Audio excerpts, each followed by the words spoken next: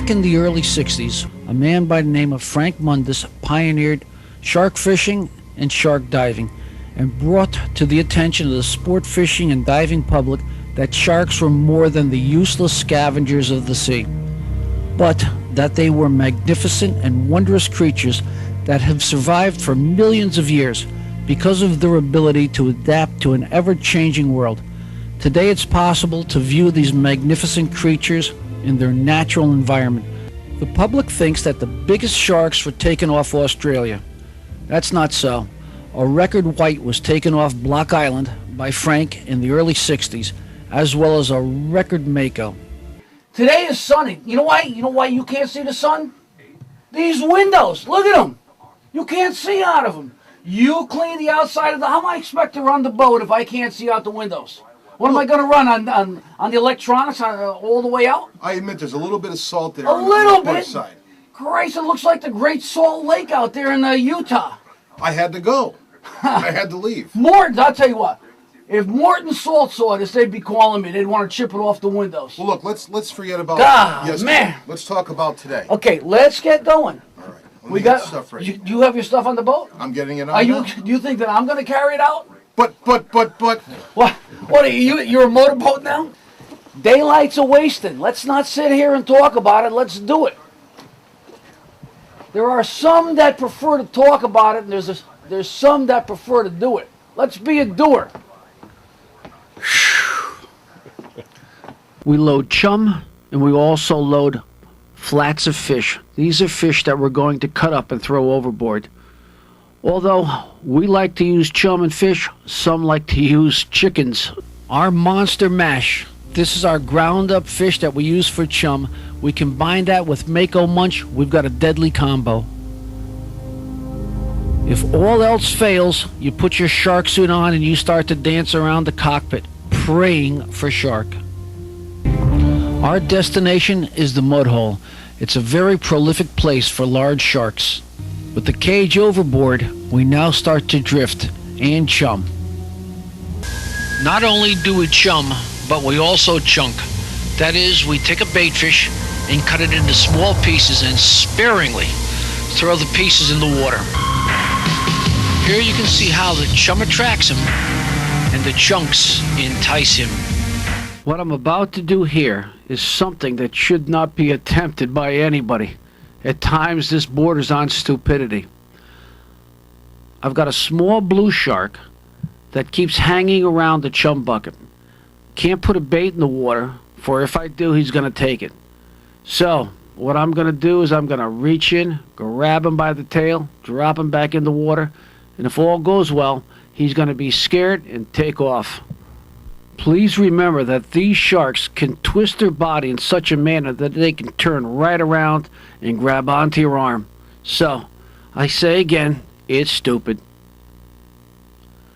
As the sun grows higher, the seas grow calmer. It's a beautiful day to dive with sharks. Our shark cage is about 5 to 10 feet behind the boat, but as soon as the divers get ready to enter, we pull the cage right up to the stern. They jump through the top, and we let the cage drift from, say 20 to 30 feet behind the boat. We've got sharks on the surface, so it should be a great day of diving. Our shark decoys are working well. The first shark is in, messing around the decoys. Our first diver has entered the cage, and he glances to his left, to his right, searching for those magnificent fin creatures. A Mako shark is quick as lightning and a fish not to be reckoned with. When he's in the neighborhood, do not venture outside of that cage. One thing that's predictable about a Mako is that he is unpredictable. A large blue shark glides in from the depths. Dark blue on his back, white belly. He's truly one of nature's beauties. However, you can't forget that these are large ocean predators and are extremely dangerous, no matter how beautiful they seem or how tame they seem to be. These sharks are capable of inflicting a lot of damage. I can remember as a small child going to the zoo and my parents telling me, or I should say pointing to a large sign that said, "Don't feed the animals." Well, here again, I'm a few years older, and not only am I feeding the animals, but I'm teasing them. On occasion, what we'll do is, when we have people in the cages, we'll tie a string to a bait fish, throw it to the cage, and they'll hang the fish outside between the bars and attract the sharks that are too timid to come close. Here's an example of what we do. Give him another herring, what can we call this? Herringus atractus? Herring, yes. Herring atractus. Sort of like a popsicle, a herring popsicle. A herring sickle? Here, a herring sickle, that's it. That's the word I'm searching for. Look at the size of Babe. Come on, Babe! Babe, baby! Oh, look at him. Babe's a 10-foot if he's an inch. Yes, sirree. Come on, baby! Dave's gonna get pissed. Oh, baby! Babe's getting, look. Babe is upset. I don't mean to tease you, babe. I don't mean to tease you, buddy, but you!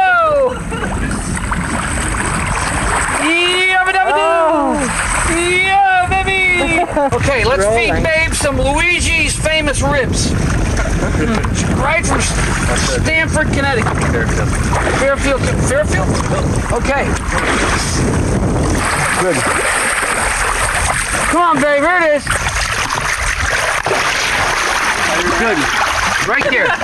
Viewing these creatures firsthand in the wild is a fantastic thrill that these divers will not soon forget. I feel that we all too often forget that we merely share this planet with other creatures, and we, being the more intelligent, must do whatever we can to preserve them and not harm them.